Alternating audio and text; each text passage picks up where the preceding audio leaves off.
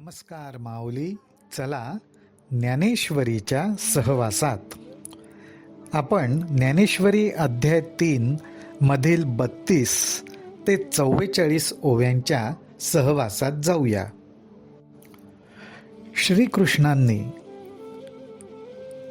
अर्जुनाला ज्ञानयोग आणि कर्मयोग ह्या दोन्ही योगांच्या मूळ तत्वाविषयी सांगितल्यानंतर सुद्धा अर्जुनाच्या मनामध्ये जो संभ्रम निर्माण झाला त्याचं काहीसं श्रीकृष्णांना आश्चर्यच वाटलं. श्रीकृष्ण अर्जुनाच्या ह्या शब्दांवर विस्मित झाले, चकित झाले. ते म्हणतात, या बोला श्री अच्युतू, म्हणतसे विस्मितू, अर्जुना हा ध्वनितू अभिप्रावो. जे बुद्धियोगू सांगता, सांख्य मत संस्था, प्रगटिली स्वभावता प्रसंगे आम्ही. तो उद्देशू तू नेणसीची, म्हणून क्षोभलासी वायांची, तरी आता जाण म्याची उक्त दोन्ही. माऊली, श्रीकृष्ण म्हणतायत की आम्ही तुला बुद्धियोगाविषयी सांगत होतो आणि ते सांगता सांगता अनायसा ज्ञानयोगाविषयी आम्ही तुला सांगितले, परंतु आमच्या मनातला हेतूच तुझ्या लक्षात आला नाही. त्यामुळे तुझे मन विनाकारण क्षोभले, म्हणजे अस्थिर झाले, अस्वस्थ झाले. तुला आमच्या बोलण्याचा उद्देश लक्षात यायला हवा होता. बरेचदा आपलं सुद्धा असं होऊ शकतं. समोरचा आपल्यासाठीच, आपल्या चांगल्यासाठीच सांगत असतो.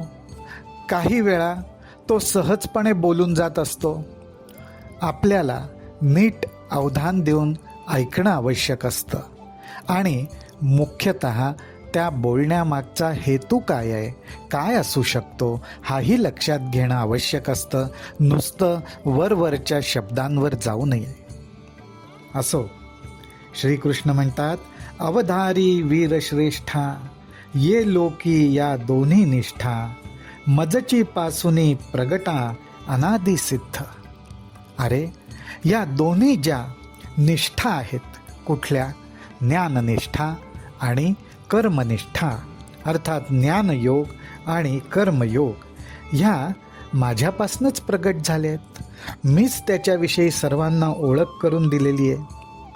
अरे, आत्म अनात्म विचार ह्याच्या साह्याने जे ज्ञानी आत्मस्वरूपाचं चिंतन करतात, ते चिंतन करता करताच ते आत्मरूप होऊन जातात.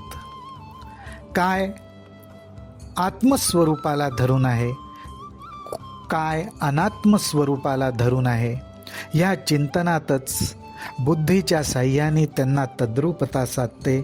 त्याला ज्ञानयोग म्हणतात. तर ज्यांचे कर्माकडे निष्ठा असते, कर्म करण्याकडे प्रवृत्ती असते, असे साधक कर्म करता करता त्याच्यात निपुण होऊन ते सुद्धा शेवटी आत्मस्वरूपालाच प्राप्त होतात. एक ज्ञानयोगू म्हणजे जो सांखी अनुष्ठीजे, जेथ ओळखी सवे पाविजे तद्रूपता. ज्ञानाच्या साह्याने आत्मज्ञानाचा विचार करत त्या आत्मज्ञानाशी ओळख होऊन एकदम तद्रूप होऊन जातात. एक कर्मयोगू जाण, जेथ साधक जन निपुण, होऊन या निर्वाण पावती वेळे. आणि एक मार्ग कर्माचा. साधक मंडळी कर्ममार्गाचा अवलंब करून त्याच्यात निपुण होतात आणि क्रमाक्रमाने मलाच येऊन प्राप्त होतात. अशा प्रकारे ह्या दोन्ही मार्गांविषयी ज्ञानोबा राय आपल्याला सांगतायत. ज्ञानयोग आणि कर्मयोग वाटा वेगवेगळ्या दिसल्या तरी शेवटी प्राप्त होणारं फळ हे एकच आहे. आणि हे दृष्टांताद्वारे पटवून देण्याची खुबी तर ज्ञानोबा राय जाणतातच. ते म्हणतात, हे मार्गू तरी दोन्ही, परी एक वटती निदानी. जैसी सिद्ध साध्य भोजनी तृप्ती एकी. का पूर्वा परसरिता भिन्न दिसती पाहता, मग सिंधू मिळणी ऐक्यता पावती शेखी. ज्ञानोबाराय म्हणतात, अहो तयार भोजन असेल किंवा स्वयंपाक करून जेवायचं असेल तरी सुद्धा त्या दोन्हीचं फळ एकच, ती म्हणजे भूक क्षमते. भूक संपते, तृप्ती लाभते, पण त्यासाठी सिद्ध भोजन तरी पाहिजे, म्हणजे शिजवलेलं अन्न तरी पाहिजे, नाहीतर स्वतः स्वयंपाक करून भोजन केलं पाहिजे. पण दोन्हीचं फळ एकच मिळतं, ते म्हणजे भूक क्षमते. ज्याप्रमाणे पूर्वेच्या दिशांनी वाहणारी नदी किंवा पश्चिमेच्या दिशांनी वाहणारी नदी, पण दोन्ही शेवटी जेव्हा सिंधूला म्हणजे सागराला मिळतात त्यावेळी तिथे त्यांचं ऐक्यच घडतं.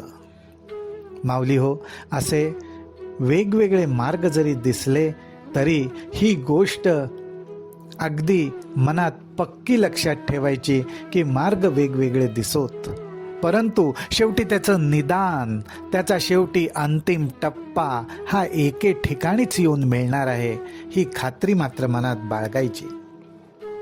तैसी दोन्ही ही मते सूचिती एका कारणाते, परी उपासती ते योग्यते अधीन असे. श्रीकृष्ण म्हणतात, त्याप्रमाणे ज्ञानयोग आणि कर्मयोग हे दोन वेगवेगळे मार्ग, ही दोन वेगवेगळी मतं तुला दिसतील, पण शेवटी ज्याची जशी योग्यता आहे. याचाच अर्थ असा की ज्ञान मार्गाने जाणाऱ्या मंडळींची कर्म मार्गाकडे प्रवृत्ती कमी असू शकते, कर्म मार्गाने जाणाऱ्यांची ज्ञान मार्गाकडे प्रवृत्ती कमी असू शकते. कर्मातूनच त्यांना ज्ञानप्राप्ती होते, तर ज्ञानाच्या अध्ययनाच्या कर्मानेच एखाद्याला आत्मप्राप्ती होते. ज्ञानोबाराय म्हणतात, देखे उत्प्लवना सरिसा, पक्षी फळासी झोंबे जैसा, सांगे नरू केवी तैसा पावे वेगा. अहो, झाडावरती फळ पाहिल्याबरोबर पक्षी त्या फळाकडे झेपावू शकतो आणि त्या फळाचा आस्वाद घेऊ शकतो, परंतु मनुष्य प्राण्याला तसं शक्य आहे का? तो हळूहळू ढाळे ढाळे केतुलेनी एके वेळे, तया मार्गाचे निबळे निश्चित ठाकी.